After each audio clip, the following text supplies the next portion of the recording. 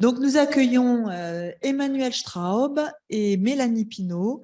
Donc, Emmanuelle Straub, qui a d'abord travaillé comme éducatrice spécialisée, qui s'est formée à la CNV, donc CNV Communication non violente, et Mélanie Pinault, qui est travailleur social, qui également anime des GAP, donc des GAP, les groupes d'analyse de pratique, et qui pratiquent la CNV. Donc, elles vont toutes les deux nous présenter les outils, enfin l'outil de la CNV, l'outil puissant qu'est la CNV, la communication non violente, qui a été théorisé par Marshall Rosenberg. Et elles vont pour cela faire une conférence spectacle, donc faire des sketchs. Et je leur laisse la parole. Je vous confie le micro. Bon, bonjour et merci. Alors, rappelez-moi, si je vais là, vous ne me voyez plus, c'est ça? Donc, il faut que je pense à rester devant. Moi qui bouge beaucoup, ça va être… vous autorisez à parler fort et à me dire on ne vous voit plus si jamais. Que vous puissiez en profiter de ce moment. Alors là, j'ai juste le trac. Là, je sens, ça s'emballe à l'intérieur, le cœur qui bat, j'ai chaud. Je respire.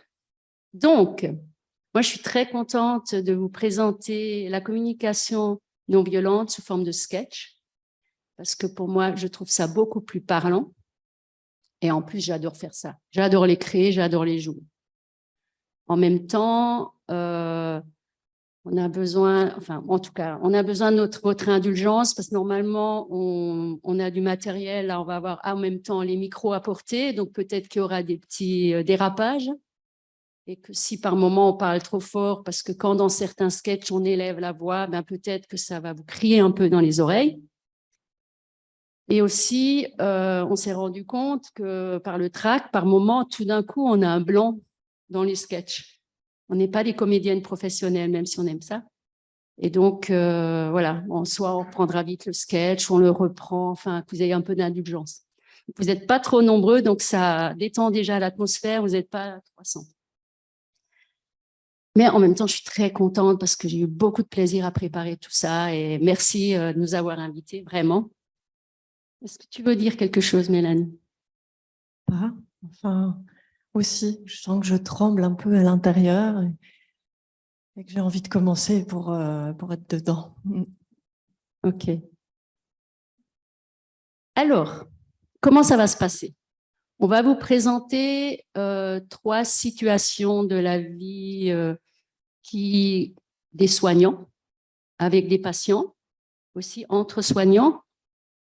On va vous présenter d'abord le sketch quand ça ne se passe pas de la façon dont on l'aimerait. Et ensuite, on va vous présenter comment une façon qui pourrait être possible pour que ça se passe mieux. On va vous l'expliquer. On aura sur le PowerPoint. Et on va rejouer la scène avec une des personnes qui va mettre en application cette proposition de clé de transformation qui, bien sûr, est tirée de la communication non violente.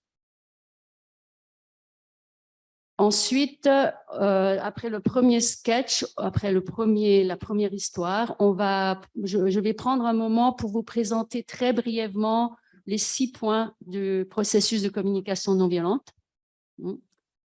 Et ensuite, il y aura une deuxième histoire, une deuxième situation, présentée de la même façon avec une autre proposition. Chaque fois, ce sera une autre proposition pour que ça se passe mieux entre les personnes et une troisième situation. Et ensuite, on vous laissera, il y aura un temps pour les questions. Donc, s'il y a des questions qui vous viennent tout au long, on vous propose de les noter dans vos têtes ou par écrit, parce que pour qu'on ait notre fil rouge, et comme ça, on sait le temps qu'on aura encore à disposition pour les questions. Et puis, comme ça, nous, on est dans nos sketchs, ça nous aide, ça nous soutiendra. Voilà comment ça va se passer. C'est bon pour vous? Tout le monde nous entend, oui, avec le micro, vous nous entendez. On y va? Alors, on y va. Première situation. Madame Jost, 83 ans. Elle habite chez elle, mais elle a besoin d'aide pour la toilette. Madame Fernandez, l'infirmière du service de soins à domicile, qui vient le matin, c'est moi qui suis de service aujourd'hui, qui lui vient l'aider à faire sa toilette. Et dès que je rentre chez elle, je n'entends que des reproches et des critiques de Madame Jost. Voilà. Alors, une chose qu'on ne vous a pas dit, on va juste chaque fois prendre un accessoire, un habit. Donc, chaque fois, quand on se tournera, ce sera pour se préparer et on se retournera pour se changer à chaque fois. Voilà.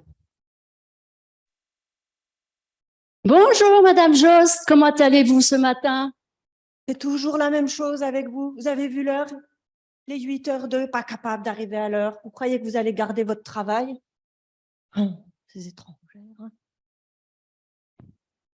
Bon, Madame Jost, je vais déjà préparer la salle de bain et je reviens vous chercher après. Ouais, c'est ça.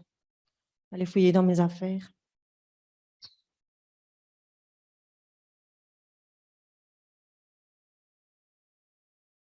Voilà, Madame Jost, c'est prêt. Venez. Je vais vous aider à vous lever. Mais arrêtez, vous me faites mal. Espèce de maladroite. Madame Jost, prenez bien appui sur moi et prenez tout votre temps. Mais vous croyez que c'est facile à mon âge? J'aimerais bien vous voir, vous. Madame Jost, on a déjà fait ça plusieurs fois ensemble. Ça va aller. De mon temps, ce serait jamais permis de parler à une vieille dame comme ça. Madame Jost, moi, je n'ai pas toute la matinée pour faire votre toilette. Alors, est-ce que maintenant, vous voulez bien vous lever avec moi, là? Allez, Madame Jost. Mais bien sûr que je peux me lever. Allez. Oh, vraiment, il n'y a que dans votre pays qu'on parle aux anciens comme ça. Allez, Madame Jost, on y va. Première séquence. Voilà. On n'est pas sorti de l'auberge, hein? Alors, je ne sais pas si c'est des choses que vous pouvez connaître ou imaginer dans la vie professionnelle, mais peut-être même aussi personnelle. Hein? Donc, la clé de transformation qu'on vous propose, que je vais mettre en application, quand je suis face à toute plainte ou critique, vous pouvez revenir, Madame Jost. Merci. Si je me rappelle que la personne exprime ou veut quelque chose d'important, mais ne sait malheureusement pas le faire autrement, pour moi, si je me mets ça en tête, ce sera beaucoup plus facile pour moi de la comprendre sincèrement pour nous rendre la vie plus agréable, autant que possible. Donc là, c'est vraiment moi qui vais mettre ça en application. Madame Jost reste Madame Jost. Bonjour, Madame Jost. Comment allez-vous aujourd'hui? C'est toujours la même chose avec vous. Pas capable d'arriver à l'heure. Les 8h02. Vous croyez que vous allez garder votre travail? Toujours comme ça, ces étrangères. Oh, mais Madame Jost, vous avez l'air tout énervée ce matin. Le temps vous a paru long jusqu'à ce que j'arrive. Mais vous croyez quoi? Je suis réveillée depuis 6h. Je suis encore en pyjama, je peux rien faire.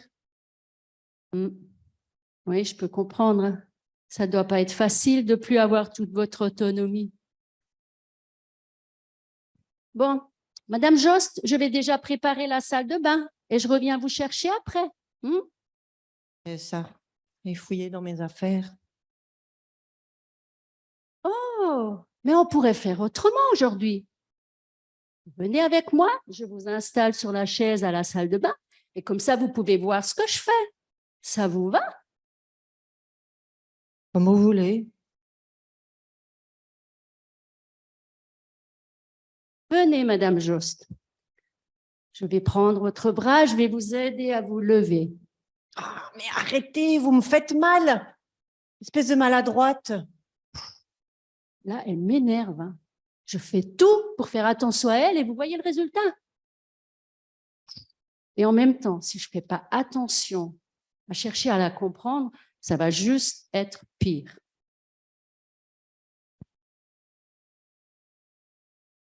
Madame Jost, est-ce que vous aimeriez que j'aille tout doucement pour pas que ça vous fasse mal, c'est ça?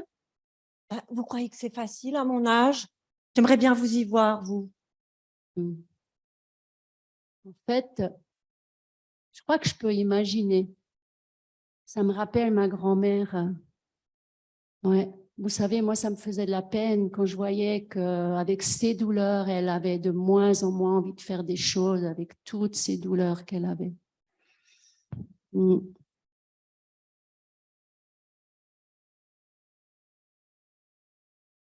Madame Jost, venez. Prenez bien appui sur moi. On va y aller tout lentement, une chose après l'autre. Prenez tout votre temps. Madame Jost. Je vais me lever moi-même. Ça ira plus vite. Sinon, à ce rythme-là, on va jamais la faire, hein, ma toilette. Mais quelle peste! Puis en même temps, je suis contente, hein, parce que je vois qu'elle aussi, elle a envie qu'on la fasse, cette toilette, et qu'on passe à autre chose, quoi. Allez, Madame Jost, on y va. Mais je suis contente, parce que je vois que vous aussi, vous avez envie qu'on la fasse, cette toilette, et passer à autre chose. Bien évidemment. Et puis, je crois que je suis soulagée, parce que je vois qu'on arrive à s'entendre, finalement, toutes les deux. Vous n'êtes pas si méchante que ça. Allez, on y va, Madame Jost. Attention à la table, ne vous faites pas mal.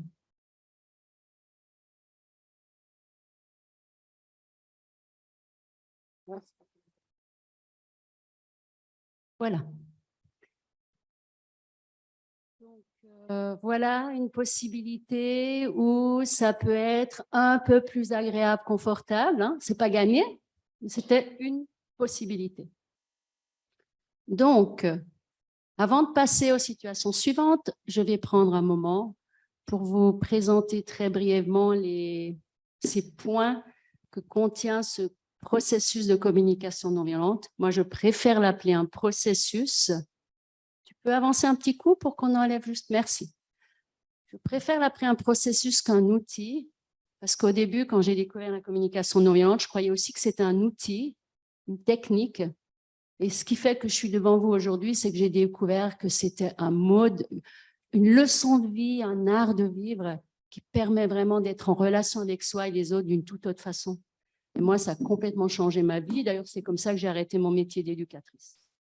Tellement j'avais envie de partager ces pépites, non pas parce que ça ne m'allait plus, c'est quand même en tant qu'éducatrice que j'ai pu réaliser mes premiers succès, entre guillemets. Mais après, j'avais vraiment envie de partager ça avec tous les gens en disant, mais c'est trop chouette, quoi. Ça change vraiment la vie. Alors, donc, ce processus de communication non violente basé sur 6 points, dont Marshall Rosenberg est le fondateur qui a créé ce processus, psychologue américain. La première chose, c'est qu'il y a 4 points qui sont souvent connus pour les personnes qui ont lu des livres, qui sont justement la mécanique du processus. Et ces 4 points, sans les cadres préliminaires, en fait, ne vont pas du tout dans le sens de la communication non violente. Et le premier cadre préalable essentiel est, je veux bien que tu le mettes, s'il te plaît, Mélanie, la notion de l'intention. Est-ce que là, l'intention, quand je pratique ce processus, n'est pas que l'autre fasse ce que je veux ou dise ce que je veux, mais mon intention, c'est de la mettre sur la qualité de la relation. C'est vraiment quand je rentre en relation avec quelqu'un, c'est à partir de quel lieu j'agis, c'est cette intention de la qualité de la relation. Ça ne veut pas dire que le résultat, il ne compte pas pour moi. Mais est-ce que c'est possible que je le mette de côté pour d'abord m'occuper de la relation? Et quand il y a cette qualité d'écoute, de respect mutuel qui se vit, quand je choisis, comme avec Madame Jost, de lui offrir la même qualité de respect et d'écoute que j'aimerais qu'elle m'offre, il y a souvent la logistique, comme dit un formateur belge, Thomas Dansembourg, qui s'arrange d'elle-même. Ça veut dire que ça rouvre la porte à la collaboration, et quand il y a un conflit, il y a quelque chose que quand on prend soin de la relation, ça redonne envie de collaborer, ça redonne envie de mieux se comprendre et d'aller dans cet état d'esprit de contribuer qu'on a tous en nous quand ça va bien, de cette idée vraiment première de contribuer au bonheur d'autrui. Donc, cette intention de la relation est vraiment essentielle. Et si mon intention, c'est juste qu'elle me parle autrement, qu'elle aille à la salle de bain, je reste braquée là-dessus, ça ne va pas le faire. Ensuite, il y a un deuxième cadre qui est aussi important, préalable, qui est l'attention posée dans le moment présent. Ça veut dire que quand je vis un conflit, par exemple, que je puisse être en lien avec le moment présent, qu'est-ce que ça me fait vivre à l'intérieur? C'est quoi que j'aimerais vivre là, c'est quoi que je ressens et que j'arrive pas à vivre. Et pareil, quand je me mets en lien avec l'autre personne, cherche à la comprendre, c'est qu'est-ce qu'elle ressent maintenant, qu'est-ce qu'elle vit maintenant, qu'est-ce qu'elle voudrait maintenant, même si elle parle d'une situation du passé. Et ce qui nous aide, et ce qui est précieux aussi dans cette attention au moment présent, c'est d'être centré là, présent, pour être à l'écoute de moi ou à l'écoute de l'autre. Et là, on s'appuie beaucoup sur la respiration, sur tout ce qui nous permet de ralentir. Si je suis dans vouloir être dans la rapidité, efficacité, rendement, je n'arrive pas à vivre ce processus. Ça demande à venir plutôt dans respirer, écouter, ralentir. C'est tout un challenge. Et en même temps, je vois que quand moi, je ne suis pas là-dedans, ça part en vrille. Voilà. Ça, c'est les deux cadres préalables. Après, quand on vient sur la mécanique du processus, il y a vraiment le point central, le pivot central, qui est la notion de besoin. Alors, les besoins, vous en avez déjà entendu parler avec la pyramide de Maslow, etc. Par contre, là, au niveau des besoins, c'est comme dire que quoi qu'un être humain fasse ou ne fasse pas, je dirais même un être vivant, il est en train de chercher à satisfaire ses besoins, même s'il ne le sait pas et que ça se fait inconsciemment. En fait, c'est vraiment une énergie de vie, c'est ce qui nous pousse en avant, ce qui cherche son équilibre, son épanouissement. Et donc, pourquoi c'est le pivot central? Parce qu'en fait, nous avons tous les mêmes besoins. Nous avons tous besoin de reconnaissance, de sécurité, de liberté, d'amour, de lien, d'appartenance, etc., etc., de confiance, d'entraide, de soutien, de partage. Donc, c'est quelque chose qui ne se vit pas, ce n'est pas quelque chose qu'on met en pratique, ce n'est pas le concret, mais c'est vraiment ce à quoi on aspire. Et comme nous avons tous les mêmes besoins, quand nous cherchons à comprendre nos besoins mutuels, ou que je cherche à comprendre les besoins de l'autre et lui exprimer les miens, quand l'autre personne ne pratique pas la CNV, c'est un endroit où on peut se rejoindre. Les conflits ne se situent pas au niveau des besoins, ils se situent au niveau de ce qu'on appelle les stratégies en communication non violente, des actions, des solutions qu'on veut mettre en place pour satisfaire les besoins. C'est vraiment, peut-être que moi j'aimerais qu'elle se lève pour aller à la salle de bain, et puis j'aimerais qu'elle s'appuie sur mon bras pour qu'on s'entraide, alors qu'elle, ce qu'elle voudrait, c'est que j'arrive à l'heure pour aller aux toilettes, même si c'est 2 minutes, et puis elle voudrait pouvoir continuer à se lever toute seule. Par exemple, là, on va se disputer. Mais au fond, on l'a bien vu, elle aspire aussi à faire autre chose que la toilette, et pouvoir en profiter un peu de sa journée. Et puis moi, j'aspire aussi à aller organiser, gérer ma journée avec tout ce que j'ai à faire. Et donc, c'est vraiment au niveau des... Les conflits sont toujours au niveau des stratégies, des actions, mais pas au niveau des besoins.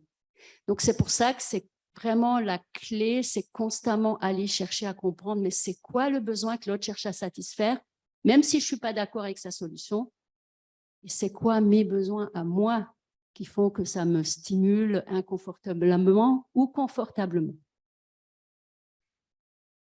Donc, le point central. Ensuite, il y a un autre point qui est la notion de sentiment que vous trouvez dans tout ce qui parle de la communication non violente.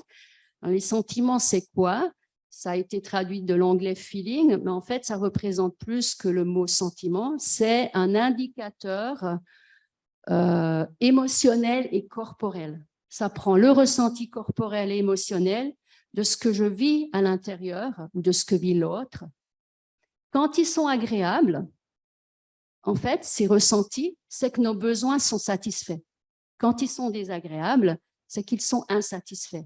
C'est pour ça que c'est important de pouvoir écouter et prendre en compte notre ressenti corporel et émotionnel, parce qu'il nous donne une indication quand c'est inconfortable. Ça vaut vraiment la peine que j'aille écouter, parce que là, je vis quelque chose qui, en fait, qui m'empêche de satisfaire des besoins. Et quand c'est agréable, que je me sens joyeuse, détendue, souriante, tranquille, ben, je suis en train de vivre, de rencontrer ces besoins qu'on appelle aussi des énergies de vie qui nous poussent en avant. Et ben, quand c'est désagréable, une tension, un agacement, une peur, une irritation, une tristesse, une crispation, une colère, combien ça vaut la peine que j'écoute plutôt que de vouloir mettre ça sous le tapis ou laisser au vestiaire, pour aller à l'écoute des besoins qui ne sont pas nourris, pour justement les prendre en compte. Donc, ça, c'est un deuxième point au niveau de la mécanique. Et ensuite, il y a une autre chose qui nous renseigne et sur laquelle nous mettons l'attention, c'est l'observation. L'observation, en fait, c'est quoi? C'est les faits concrets. Qu'est-ce que l'autre a dit ou fait, ou j'ai dit ou fait, ou pas dit ou pas fait, qui, moi, me rend la vie inconfortable ou désagréable. Donc, là, ce fait concret, c'est que si maintenant je veux reparler, par exemple, à Madame Jost, c'est important que je sois que dans des faits concrets et surtout pas dans des jugements ou des interprétations. Parce que si je lui dis, quand vous m'avez dit ce matin que je ne vais pas garder mon travail longtemps, si j'arrive à 8h02, ça, c'est le fait concret. Mais si je lui dis, quand vous m'avez dit, quand vous m'avez insulté ou fait des reproches ce matin, vous imaginez bien que la personne en face, elle a juste envie de se défendre. Ou alors elle se sent coupable. Donc, d'où l'importance à apprendre à faire la différence entre c'est quoi les faits concrets, qu'est-ce que ma caméra, elle voit et elle entend. Moi, j'utilise beaucoup la notion de caméra, parce qu'une caméra, elle filme ce qu'elle voit, ce qu'elle entend, ce qu'elle perçoit, mais elle ne juge pas, elle n'analyse pas, elle n'interprète pas. Et dès qu'il y a un bout de jugement, d'interprétation, vous perdez le lien avec l'autre. Donc, du style, les jamais, les toujours, les encore, de nouveau. Rien que ça déjà, même si le reste, c'est un fait concret. Hein, mais s'il y a ce genre de mots dedans, déjà, la personne en face, elle se sent jugée. Ça ne donne pas envie d'entrer en relation, quoi, et de collaborer. Et le quatrième point, une fois que j'ai clarifié c'est quoi le fait concret, qu'est-ce que je ressens, et là derrière, c'est quoi cette aspiration, ce besoin, cette énergie de vie que je n'arrive pas à vivre ou que j'arrive à vivre quand c'est confortable, eh bien, il y a la demande, le quatrième point. Là, une fois que j'ai pu nommer mes besoins, je vais pouvoir me faire une demande à moi-même ou à autrui pour aller dans le sens de satisfaire mes besoins. Donc, par exemple, là, si j'avais un souci avec la technique et que je voulais informer en disant le fait concret, c'est la lumière là m'éblouit et je ne vois pas le public, je suis mal à l'aise, le sentiment, ce serait mal à l'aise et un peu stressé avec ça, inconfortable, parce que j'ai besoin de liens et aussi besoin vraiment d'être dans le confort pour rester en contact avec ce que je veux vous partager. Je pourrais faire une demande à la personne, mais j'espère que vous ne le faites pas, hein, c'est pour juste essayer, enfin montrer, est-ce que ce serait possible de baisser cette lumière? Et là, dans la demande, je vais aller dans quelque chose de concret, précis, clair. Et je vais demander à la personne ce que je veux, pas ce que je ne veux pas. Parce que si je lui dis, est-ce que vous pouvez faire quelque chose pour moi? Ce n'est pas clair. Et si je lui dis, est-ce que vous pourriez ne pas m'éblouir? Je lui dis ce que je ne veux pas. Mais ça ne lui donne toujours pas d'indication sur ce que je veux. Et pourquoi c'est important? Pour que la personne puisse se situer et savoir si elle a envie de dire oui ou non. Alors que si je lui dis, est-ce que vous pouvez m'aider? Oui, mais elle ne sait pas si elle peut. Elle ne sait pas si ce que j'aimerais, elle a les compétences pour le faire ou si c'est possible. Alors, si je lui dis clairement, est-ce que c'est possible de baisser cette lampe? Là, elle va pouvoir dire oui ou non. Et dans la demande, quelque chose de très important, pas toujours évident, c'est que ça ne soit pas une exigence. Parce que si je suis dans une exigence, ça veut dire que je ne suis pas capable d'entendre un non. Et si je ne suis pas capable d'entendre un non, eh ben, je ne suis plus dans l'intention de la relation, je suis dans l'intention du résultat. Bingo, je suis de nouveau plus dans le processus. C'est pour ça que ces 4 points, observation, sentiment, besoin, demande, en fait, s'il n'y a pas ces 2 cadres préalables, c'est juste un outil que j'utilise, mais qui est plus un outil pour manipuler ou pour arriver à mes fins. Mais en fait, on n'est pas dans l'état d'esprit. Et des fois, il y a beaucoup d'incompréhension par rapport à ça qui peuvent créer que les personnes ne comprennent pas vraiment ce que c'est. Voilà. Alors, maintenant qu'on a les 6 points du processus, il y a 3 façons de les utiliser, les mêmes points. La première chose, c'est, comme je l'ai fait par moment dans cette première situation, c'est de se clarifier soi-même, se donner de l'écoute à soi-même avant de parler à l'autre. Hein? C'est me relier à moi-même. Qu'est-ce que je ressens, de quoi j'ai besoin et qu'est-ce que je fais avec ça et c'est quoi qui me rend la vie confortable ou pas. Et une fois que je me suis clarifiée, que je me suis donné cette écoute, que j'ai fait mon ménage intérieur, hein, que je prends ma responsabilité, je peux choisir, j'ai 2 possibilités. Soit de me mettre à l'écoute de l'autre pour comprendre ses sentiments et ses besoins, soit de m'exprimer. Voilà, donc là, ça vient, tu peux le mettre les 2. Soit je m'exprime, je vais dire à l'autre mes sentiments, mes besoins, je vais finir par une demande que j'ai mis au clair avant. Soit parce que je me suis écoutée et que j'ai pris du temps pour faire mon ménage, j'ai plus de disponibilité pour écouter l'autre. Et là, je vais chercher à comprendre c'est quoi ses sentiments, ses besoins et quelle est sa demande. Et quand qu'on pratique cette communication non violente, c'est vraiment un mélange, on passe de l'un à l'autre. La personne me dit quelque chose qui me fait de la peine ou qui me fait mal, je reviens d'abord à me clarifier et après, qu'est-ce que je fais? Est-ce que je l'écoute? Est-ce que je m'exprime? Et après, je vais peut-être l'écouter et puis au bout d'un moment, je vais aussi m'exprimer. Et après, selon ce qu'elle me répond, j'ai peut-être besoin de me clarifier. C'est vraiment une danse du dialogue et qui fait qu'effectivement, ça ne s'intègre pas comme ça en un claquement de doigts. Mais en tout cas, quand il y a ces 6 points qui sont mis en place, cette intention de la relation, même quand je le fais intérieurement, sans peut-être dire quelque chose, mais mon intention, c'est de me dire, OK, j'ai vraiment envie que ça se passe mieux, même si je ne sais pas comment. J'ai vraiment envie d'être en lien avec cette personne et j'ai aussi envie de m'affirmer, de dire ce qui est important pour moi. Ça change quelque chose. Ça change quelque chose. Voilà.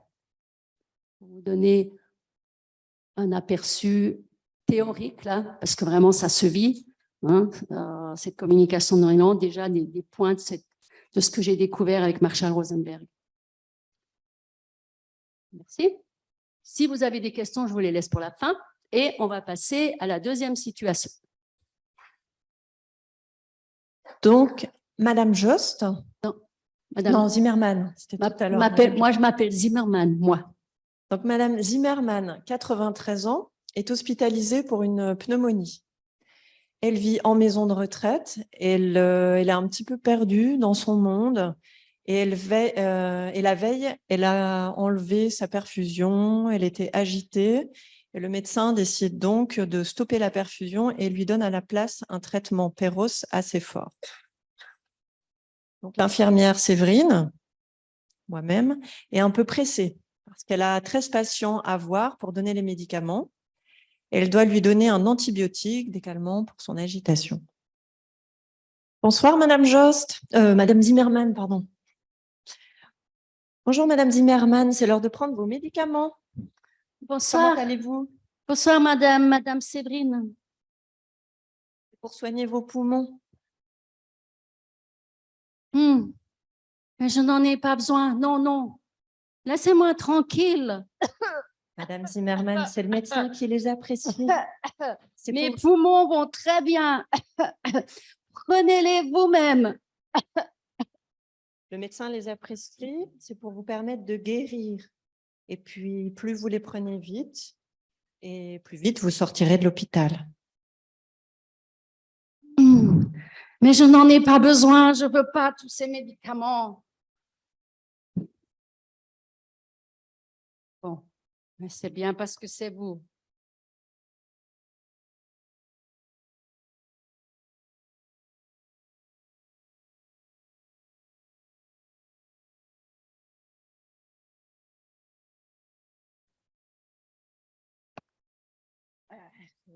Tenez, Madame Zimmermann.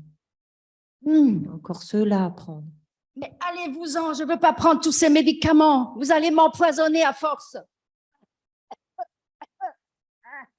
Madame Zimmermann, je vais faire ma tournée, puis je reviens. D'accord? On fait comme ça.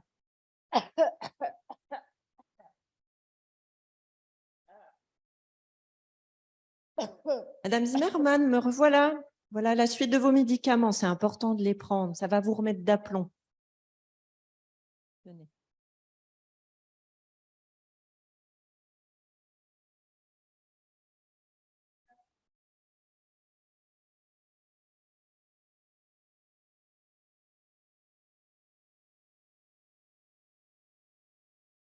Voilà. Prenez-le, Madame Zimmermann. Mais je n'en ai pas besoin. Ah, il n'y a qu'à le me laisser mûrir ici. Je le prendrai un autre jour. Madame Zimmermann, c'est quand même pas comme ça que vous allez guérir, hein?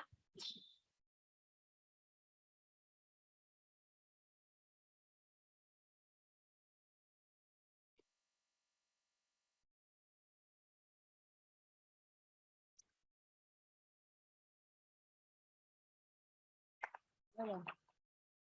Alors, une clé de transformation possible, c'est si je veux obtenir un résultat, plutôt que de chercher à convaincre ou forcer l'autre, j'ai plus de chances, peut-être, d'y parvenir si je choisis d'abord de l'écouter sincèrement dans ce qu'il ou elle vit, et puis d'exprimer honnêtement ce qui, moi, me motive. Maintenant, nous allons essayer ces clés de transformation. Et on reprend la scène au moment où je lui présente les médicaments.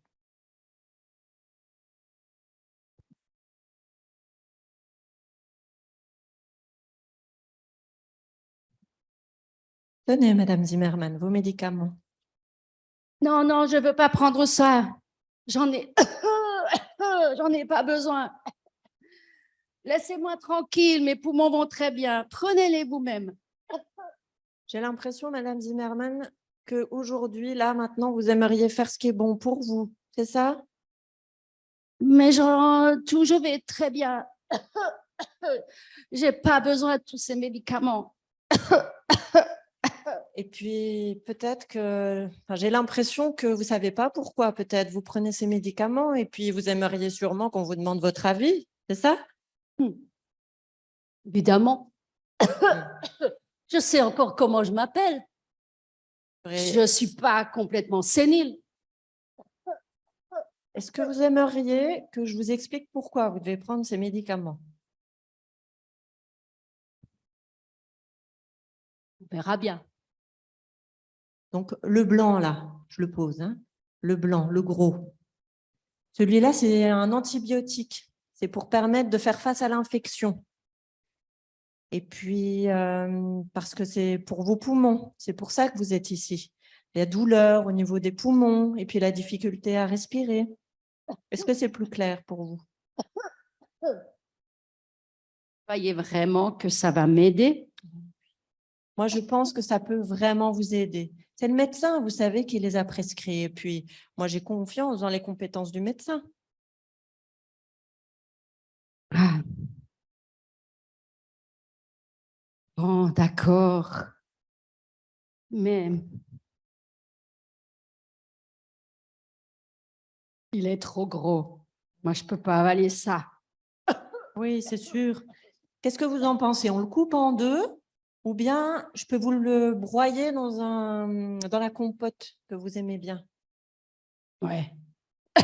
Mais si ça ne change pas le goût, hein. On peut le couper en deux et puis je le broie. Bon, on essaye. Allez.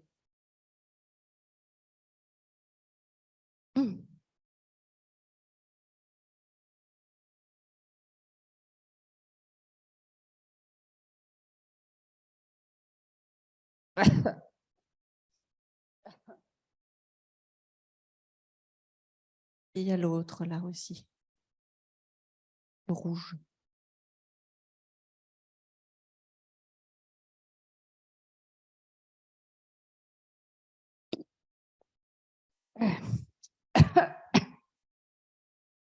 C'est bon? Le rouge, c'est pour que vous soyez un petit peu plus tranquille. Parce qu'avec Ah ce ouais. que vous avez vécu ces dernières semaines, ben, c'est peut-être pas très facile pour vous. Ouais, à qui vous le dites?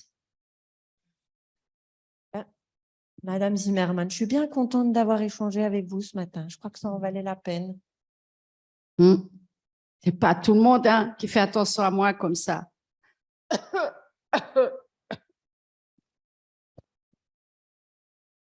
Voilà pour la deuxième situation. Maintenant, on va vous présenter une situation entre deux soignants.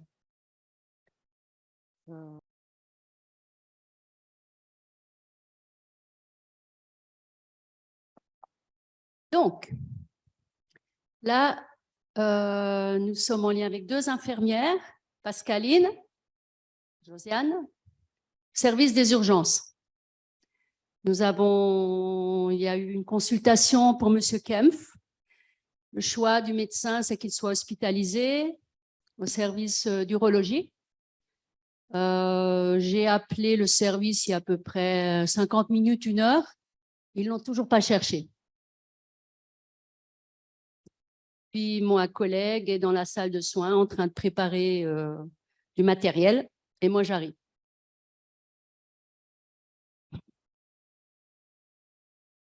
Mais ils n'ont toujours pas cherché M. Kempf. Ils attendent quoi? Ah non, sinon il ne serait plus là.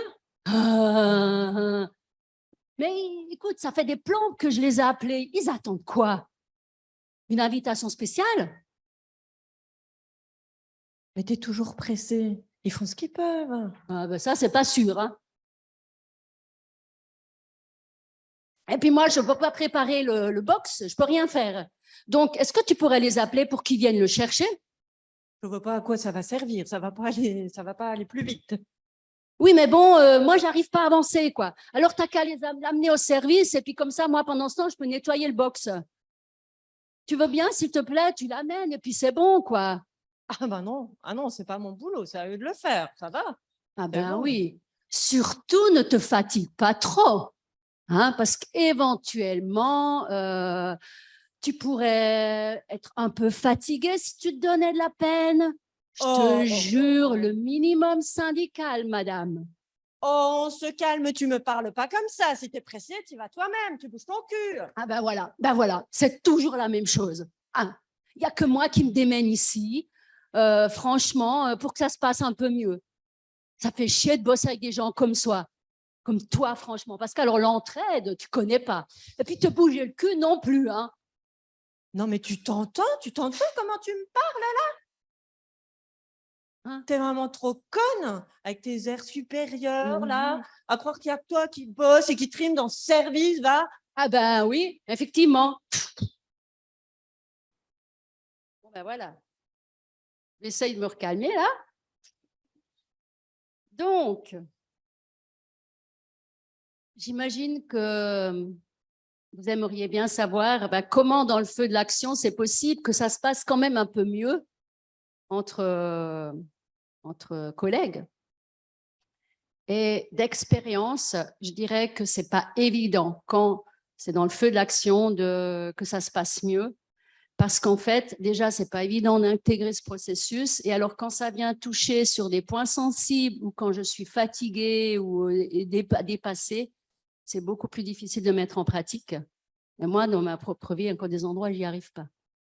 Donc, ce qu'on aimerait vous proposer, c'est déjà comment c'est possible de mettre ça en pratique après coup, quand il y a eu le conflit? Comment est-ce que je peux revenir dans la relation pour que ça s'apaise et qu'on puisse voilà, pas se continuer à se crêper les chignons. Et pour ça, hop, ouais.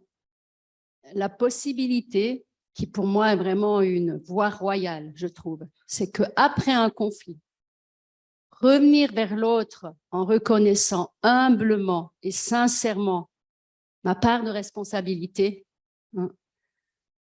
puis en expliquant qu'est-ce qui s'est joué pour moi sur le moment. En fait, c'est un moyen de ramener de la paix et de l'ouverture dans la relation. Donc, c'est ce que je vais mettre en pratique, étant donné que c'est quand même moi qui ai initié le conflit. Tu peux revenir en arrière, s'il te plaît? Merci. Ben voilà, on reprend. Ah oui, j'ai oublié de vous dire. Ça se passe 2 jours après. On est en fin de service et évidemment, je ne vais pas parler avec elle au moment où c'est le feu de l'action. Et puis, on arrive aux fins de notre journée et donc là, je prends mon courage à 2 mains pour lui parler.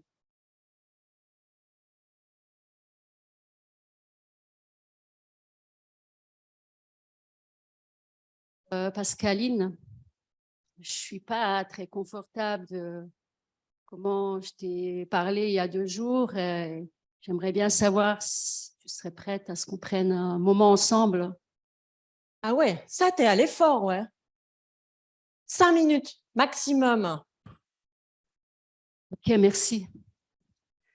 En fait, je reconnais que j'aurais pas dû te parler comme ça. Ça n'était ni respectueux ni bienveillant et je peux comprendre que tu m'en veuilles. Et vraiment, je regrette sincèrement de m'être emportée comme ça, quoi. C'est comment pour toi? Prends, c'est déjà ça. Mais je te préviens, la prochaine fois, je ne m'arrêterai pas là. Tu veux dire que si ça devait se reproduire, tu trouverais du soutien en parlant plus haut? Ah, exactement, j'étais à 2 doigts de le faire. Mm. Il y a un minimum syndical de respect. Un minimum, comme tu sais si bien le dire. Ouais, je comprends. Je pense qu'à ta place, je ferais pareil. Mais est-ce que tu serais prêt à entendre ce qui s'est joué pour moi? Ça dit toujours. En fait, il y a 2 choses. La première, c'est que moi, quand je suis stressée comme ça et à bout, en fait, j'ai tellement besoin de soutien que je suis à mes limites tout de suite. Et j'ai aucune capacité à entendre un non et je monte tout de suite dans les tours. Tu comprends quoi? Ah, ça, c'est vraiment toi. Oui, je te reconnais bien là.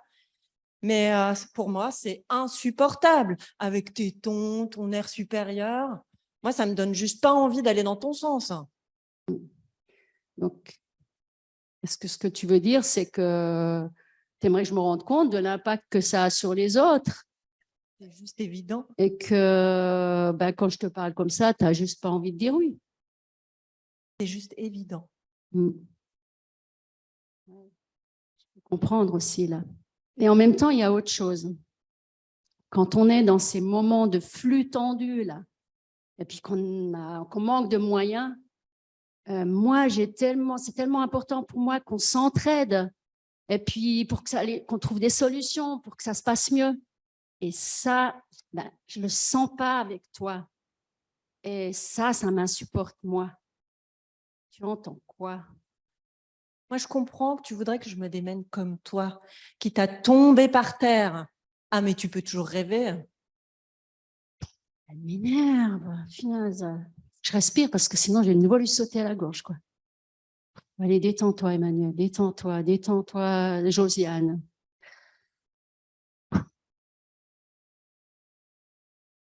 Ok, je te remercie, mais c'est pas tout à fait ça que j'ai voulu dire. En fait, moi, j'ai besoin de confiance, que vraiment il y ait de l'équité et que chacune prenne sa part et puis se mobilise pour qu'on avance ensemble. Et ça me détendrait beaucoup. Tu entends quoi? Tu serais plus cool alors. Et en même temps, je te redis que moi, je ne veux pas faire comme toi. Je ne veux pas en faire plus. Après, ça devient normal. Après, on nous en demande encore plus. Ah non, hors de question. Puis après, on va nous reprocher de ne pas respecter le protocole. Ah non, non, non, tu peux toujours rêver. Donc, ce que tu es en train de me dire, c'est que quand tu ne vas pas dans mon sens et que tu fais les choses à ta façon, c'est parce qu'en fait, toi, tu es en train d'être vigilante à de la considération et du respect par rapport à ce qui nous est demandé. Oui, moi, j'ai appris à me faire respecter et à faire gaffe de ne pas me faire bouffer. Oh, mais je comprends mieux. OK. Donc, en résumé, moi, j'ai besoin de soutien, d'entraide, d'équité. Et puis toi, tu as aussi besoin d'équité et de respect, mais un peu sous une autre forme. Alors, tu as une idée comment on pourrait faire une autre fois quand on bosse ensemble et que c'est le rush comme ça? Ouais. Tu installes un punching ball dans la salle de pause. Tu te défoules. Et puis, pour le reste, je vais demander à l'équité si elle n'a pas une idée. Ah ben, je vois que tu retrouves ton sens de l'humour. Oui, ben, s'il pouvait infuser en toi, hein, peut-être que ça irait mieux. OK. Bon, écoute, en attendant qu'on trouve des idées concrètes, moi, je suis déjà beaucoup mieux d'avoir pu parler avec toi. Et puis, il me semble que toi aussi. Oui, et en même temps, ça ira beaucoup mieux quand je serai partie de l'hôpital, de service. Alors, ciao, à demain, je file. Ciao!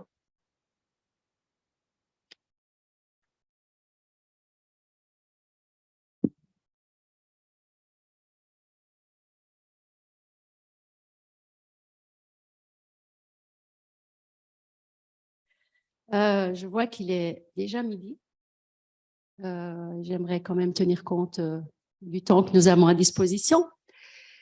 Et donc, je suis un peu embêtée parce que là, on aurait voulu laisser un temps pour des questions. Ah! Ah oui!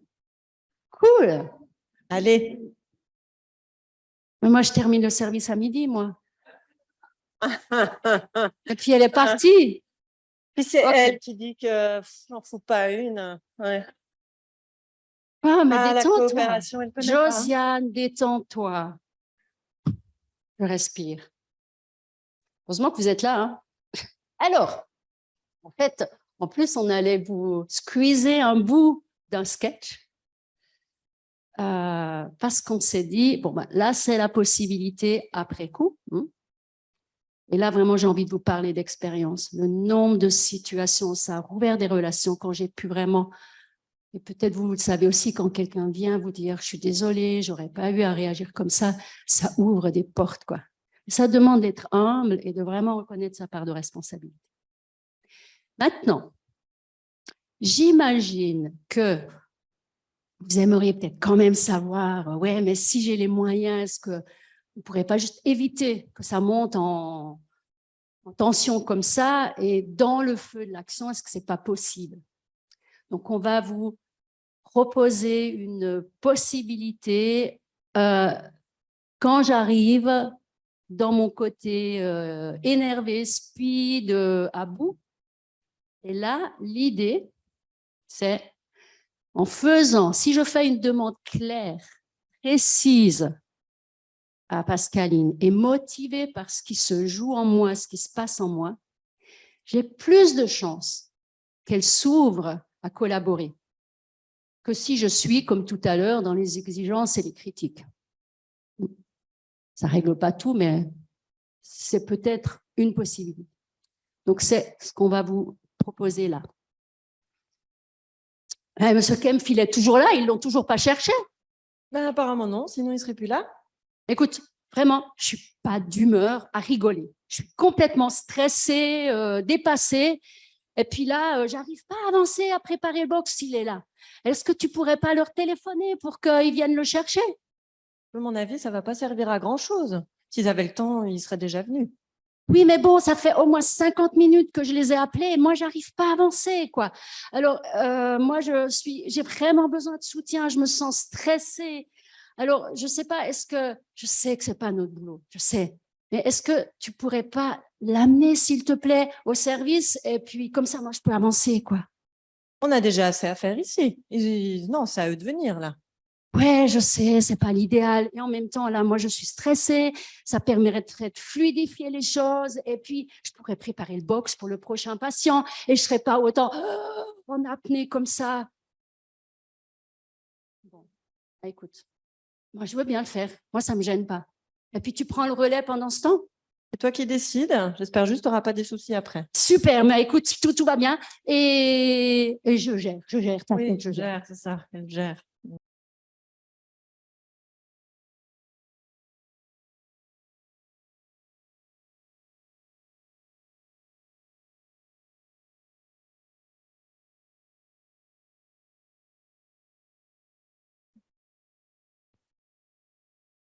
Donc, voilà,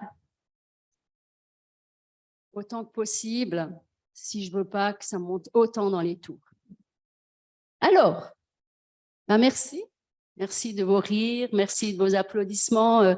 C'est toujours un plaisir aussi pour moi quand je vois des sourires, quand j'entends rire les personnes. Je trouve que c'est quand même plus sympa que juste des explications théoriques.